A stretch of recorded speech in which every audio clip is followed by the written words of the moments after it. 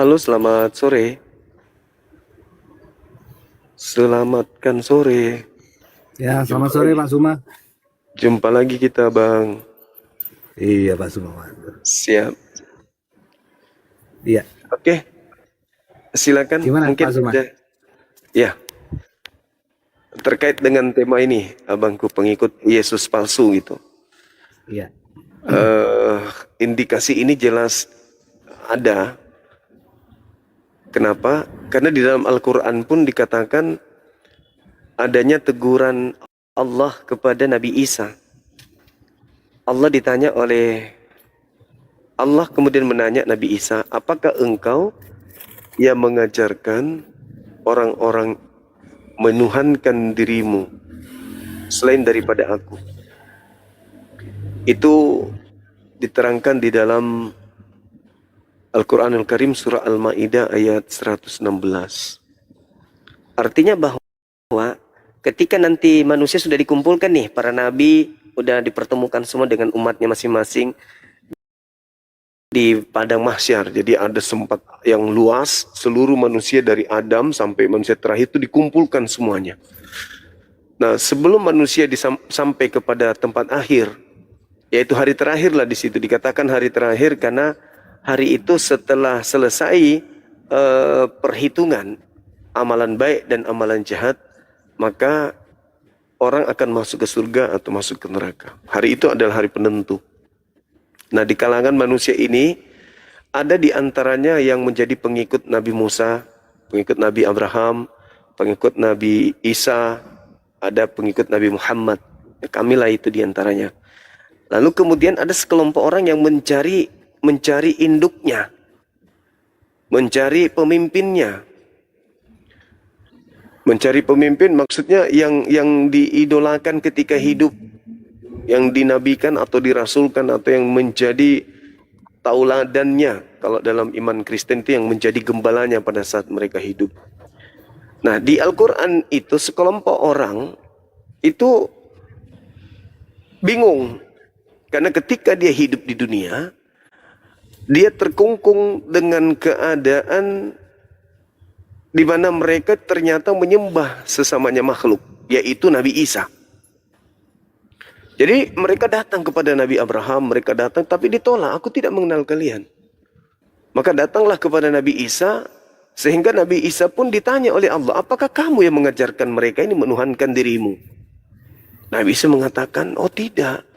Aku tidak pernah mengajarkan mereka menuhankan aku selain daripada menuhankan engkau. Nah, maka Nabi Isa pun marah sama mereka. Murka. Karena Nabi Isa telah dipermalukan di hadapan Tuhannya. Nah, ayat ini saya baca. Di situ dikatakan, apakah engkau yang mengajarkan mereka menuhankan dirimu selain daripada aku? Artinya, kalau ayat ini benar, maka benar nyata di dunia ini ada yang menyembah beliau, Nabi Isa.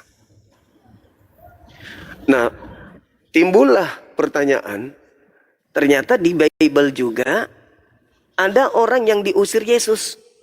Di Matius 7, nomor 22, 23 tuh. Kenapa mereka diusir? Karena mereka mengikuti nabi palsu. Di mana ia memanggil Yesus Tuhan, bernubuat, mengusir setan, bermujizat, itu adalah buah dari nabi palsu tersebut.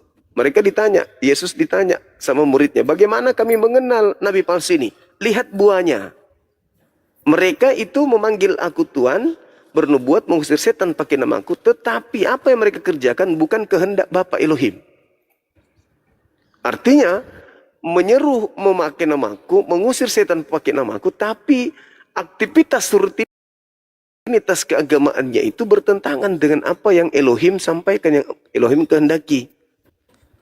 Nah, maka saya mencoba untuk mencari teman-teman Kristen. Mari yuk sama-sama kita mencari siapa pengikut Yesus palsu ini. Kalau kami, siapa pengikut Nabi Isa palsu ini? Ada yang menyesatkan mereka sampai mereka menganggap itu Yesus, itu Nabi Isa. Padahal bukan.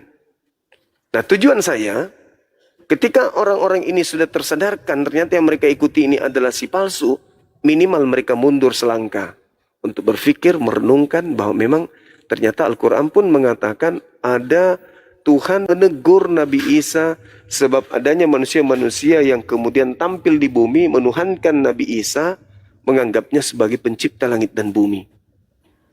Nah, seperti itu. Ini kenapa kok Nabi Isa kok larinya ke Yesus? Kenapa saya menggunakan narasi ini? Karena Nabi Isa bagi kami dialah yang datang di tengah kaum Bani Israel lahir tanpa ayah, yang diberi hikmat Injil, mengajar kemudian orang-orang Bani Israel untuk memahami Taurat. Itu. Tidak mungkin ada dua orang yang lahir tanpa ayah di sana. Kami menyebutnya Isa, saudara kami Kristen menyebutnya Yesus. Jadi ada kaitannya itu, Bang. Saya kira begitu. Silakan. Baik. Benar itu tadi yang Pak Zuma nyatakan bahwa mengenai ini ya Pak, mengenai dihakimi juga. Yesus itu pernah bilang, saya lupa di ayat mana ya, bahwa engkau akan dihakimi oleh Musa karena kamu kepada dialah kamu percaya. Berharap. Iya. Berharap ya kalau nggak salah. Yohanes 5. Ya. Nah, itu ada ayat seperti itu. Jadi memang kursi penghakiman itu saya rasa mesianik itu ada di zaman per zaman, Pak. Jadi kalau makanya saya juga kurang setuju bahwa Yesaya 53 atau 58 itu ya, itu membuatkan khusus Yesus, itu saya juga ya kurang setuju ya, karena mesianik itu ada per zaman gitu. Jadi kalau ya nabi yang dibunuh ada di zamannya ya ada begitu ya. Jadi mesianik atau keselamatan itu memang disediakan oleh Tuhan begitu, khusus di zamannya. Nah, mengenai pengikut atau Yesus yang lain, kalau saya tadi coba mencari begitu ya sekilas begitu mengenai kalau mungkin adanya saya pikir ambilnya di 2 Korintus 11 mungkin ya Pak ya, mengenai Yesus yang lain gitu kan. Paulus tuh pernah ngomong, aku takut kalau gimana Pak? Iya betul. Ada itu. Oh, ada ya, 2 Korintus 11 kalau nggak salah tadi saya sempat lihat. Jadi Paulus itu menyinggung mengenai Yesus yang lain. Jadi dia ayat-ayat di atasnya menyatakan bahwa aku takut kalau kamu disesatkan dari kesetiaanmu yang sejati sama dengan Hawa yang disesatkan begitu. Nah, jadi arahnya adalah kalau saya membaca itu arah dari kesesatan yang ada itu adalah mengenai yaitu dari buahnya Pak gitu. Jadi dari perbuatan misalkan dari buahnya lah kita bisa menilai ajaran itu benar atau tidak. Kalau mungkin dari saudara Muslim selalu selalu mengembalikan kepada syariat-syariat yang ada, hukum-hukum yang ada seperti tata cara ibadahnya bagaimana. Nah, kalau mungkin bisa ditambahkan, nah itu dari buah perbuatannya mungkin ya. Jadi hidup keagamaan yang benar itu adalah hidup keagamaan yang sebentar Pak ya. Hidup keagamaan yang benar itu adalah hidup keagamaan yang ibaratnya sempurna. Itu maksudnya yang Yesus kecam itu kan waktu jika hidup keagamaanmu tidak lebih benar daripada orang Farisi, maka ya sebenarnya ngelihat kerajaan Allah saja kita Yesus katakan pada murid-muridnya tidak begitu.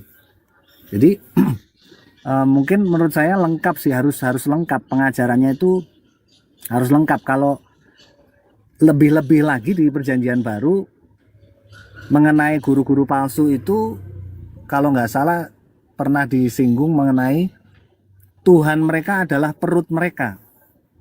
Jadi yang diajarkan itu adalah mengenai hal-hal kemakmuran Pak. Jadi yang diajarkan tuh mengenai hal-hal jasmani gitu Pak.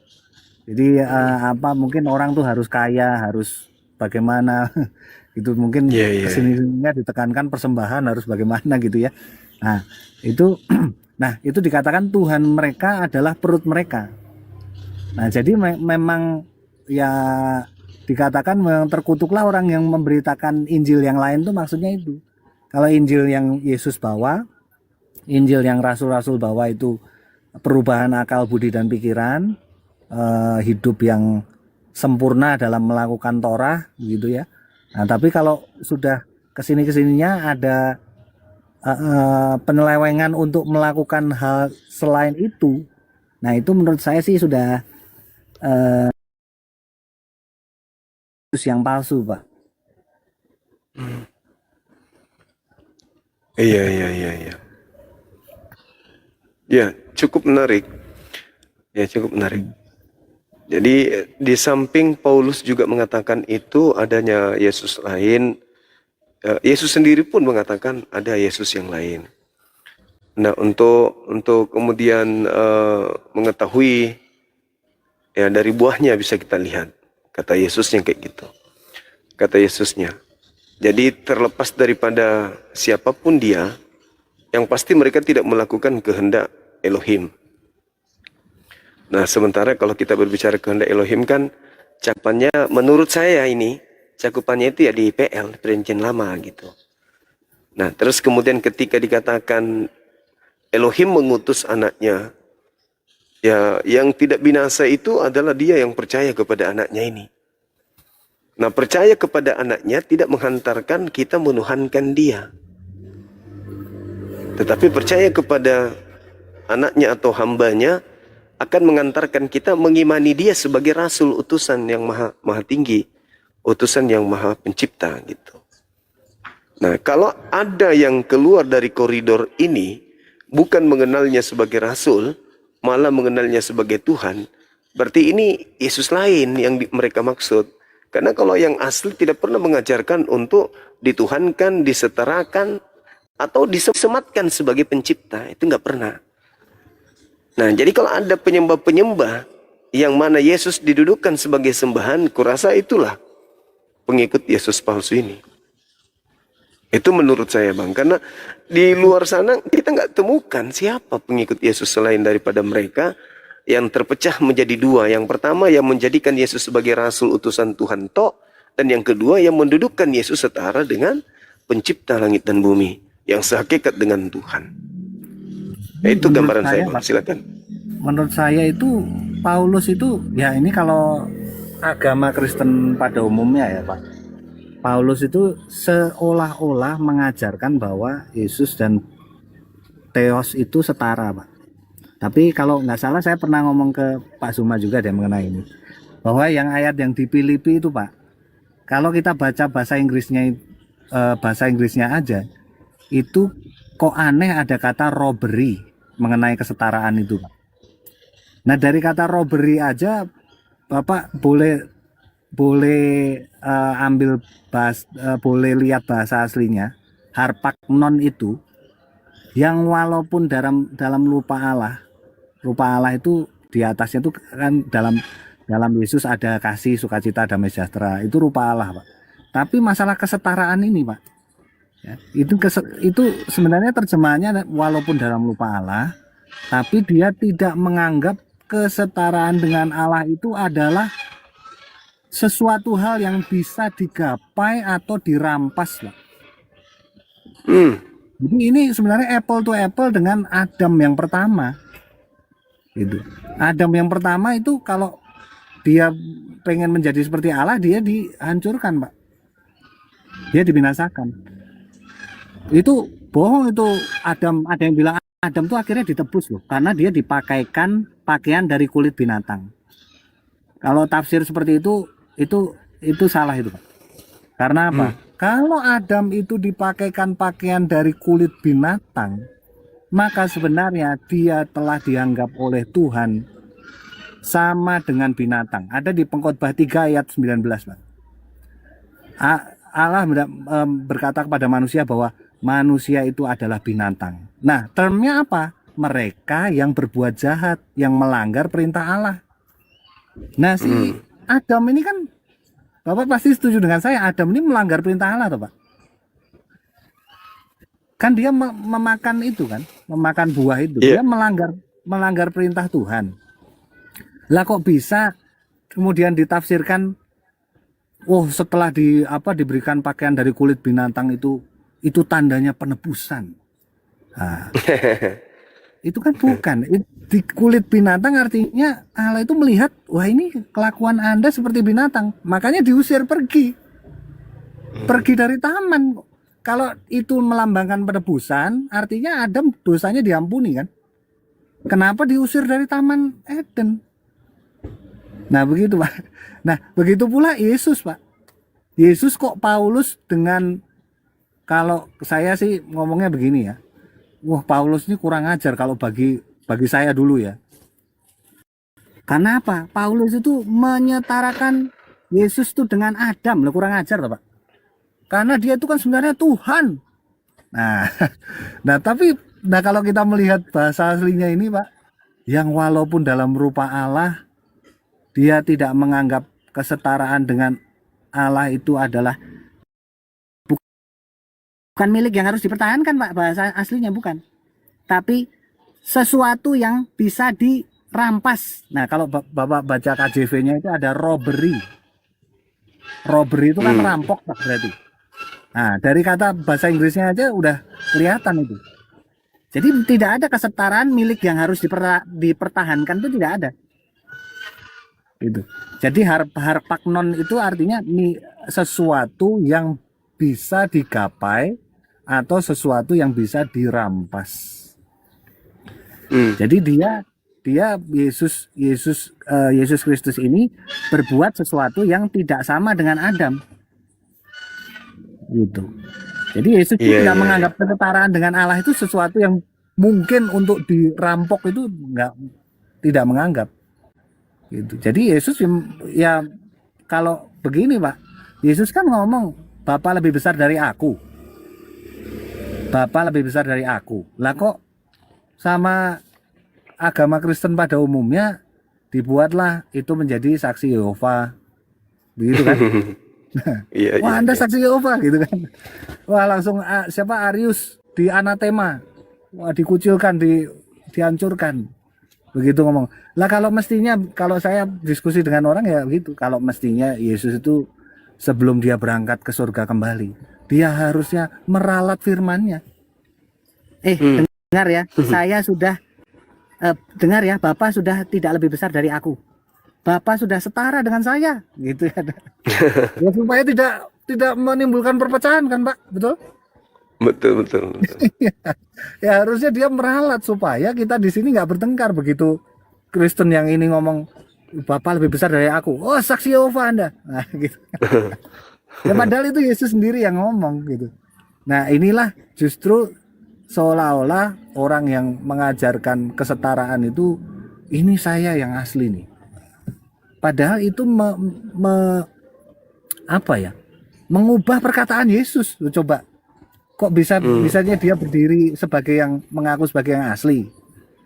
Kan kita tidak boleh mengubah perkataan Yesus, Pak. Gitu. Iya betul. Kalau saya sih tidak berani mengubah perkataan ya. Maksudnya mengubah perkataan Yesus, ya sampaikan apa adanya aja. Kalau mengubah dan menambahi ya saya nggak berani. Jadi selama-lamanya Bapak lebih besar daripada Yesus kan gitu. Iya. Intinya di situ. Nah, tapi kalau saya ngomong gini, saya ngaku Kristen, oh Anda saksi Yehova gitu. Anda saksi Yehova. Kan ajarannya agak berbeda. Karena memang ya benar sih, Yesus harus meralat perkataannya. Aku sekarang ini sudah setara sama besar sama Bapak kan gitu. Iya. Ya ternyata Paulus itu tidak mengajarkan kesetaraan dengan Bapa kan Pak. Gitu. Setelah kita tahu ayat yang tadi, setelah saya pelajari, oh bahasa aslinya seperti itu. Lah kemudian ada lagi yang bilang Yesus itu ciptaan atau bukan. Nah kalau saya jawabnya mudah saja. Yesus ciptaan yang maksudnya dia tuh ciptaan yang pertama.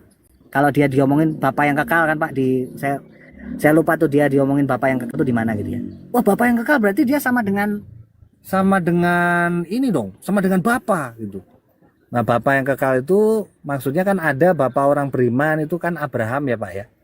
Nah, Yesus kalau dia dibilang Bapa yang kekal artinya dia itu Bapa dari orang-orang yang memiliki kehidupan yang kekal. Maksudnya yang pertama begitu. Makanya di Wahyu 3 itu dikatakan Sang Amin itu Pak ya. Meskipun kalau teman dari saudara Muslim menyatakan bahwa Sang Amin itu adalah Nabi Muhammad, tapi kalau yang saya melihatnya itu ditafsirkan sebagai Yesus. Sang Amin permulaan dari ciptaan Allah itu bukan ciptaan Allah maksudnya sebelum langit dan bumi segala macam, bukan Pak. Tapi ciptaan Allah maksudnya ciptaan baru, manusia baru Pak. Gitu. Iya, Manusia baru yang hidupnya bisa berkenan di hadapan Bapa itu. Kalau dulu yang pertama kan prototipenya rusak. Adam itu mengajarkan yang salah, membunuh, anak-anaknya bisa membunuh. Tapi kalau dengan prototipe yang baru ini, ciptaan yang semula ini, nah itu kita bisa hidup kudus, hidup soleh, begitu Pak kira-kira. Iya. Masya Allah sih, kalau saya intinya bahwasanya Yesus ini tidak sampai pada derajat keilahian. Dia hanya pengantara manusia untuk sampai kepada pencipta kan gitu. Paulus juga bilang gini Pak, dalam segala hal dia harus disamakan dengan saudara-saudaranya Pak. Iya. Saya lupa ayat mana itu. Dalam segala hal dia harus disamakan dengan saudara-saudaranya. Ya kalau dia ilahi, seperti yang saya bilang, Adam yang pertama itu bisa protes Pak. Adam yang pertama kan full manusia. Kalau Adam yang terakhir 100% manusia 100% Tuhan, atau full manusia full Tuhan, kalau saya jadi Adam yang pertama nanti waktu penghakiman saya protes. Tuhan, kenapa Engkau menjadikan saya full manusia? Ya saya gagal lah menjadi manusia pertama. Itu manusia yang itu Adam yang akhir berhasil karena dia full Allah juga. Nah itu kalau itu logikanya seperti itu kan Pak. Gitu. Kalau saya jadi Adam yang pertama saya protes tuh. Gitu. Protes. Aku yang pertama, aku yang mewariskan yang menuzulkan anak-anak keturunanku. Aku pula yang tidak sepenuhnya Allah juga kan gitu. Iya. Iya. Harusnya aku sepenuhnya supaya keturunanku. Perintahnya beranak cucu dan bertambah banyak itu sebenarnya bahasa aslinya itu be fruitful. Sama dengan Yesus selalu bilang berbuahlah supaya buahmu tetap. Nah itu aslinya bukan bertambah beranak cucu dan bertambah banyak Pak. Karena konsekuensinya kalau beranak cucu dan bertambah banyak, mohon maaf, Yesus dan Paulus pun tidak sedang melaksanakan firman Tuhan berarti, karena mereka tidak menikah dan tidak berketurunan gitu. Nah itu bahasa aslinya beranak cuculah dan bertambah banyak itu sebenarnya be fruitful. Maksudnya Adam yang pertama mendapat perintah untuk berbuah, Adam yang akhir juga mendapat perintah untuk berbuah supaya buahnya tetap dan dirasakan oleh orang lain. Seperti itu Pak.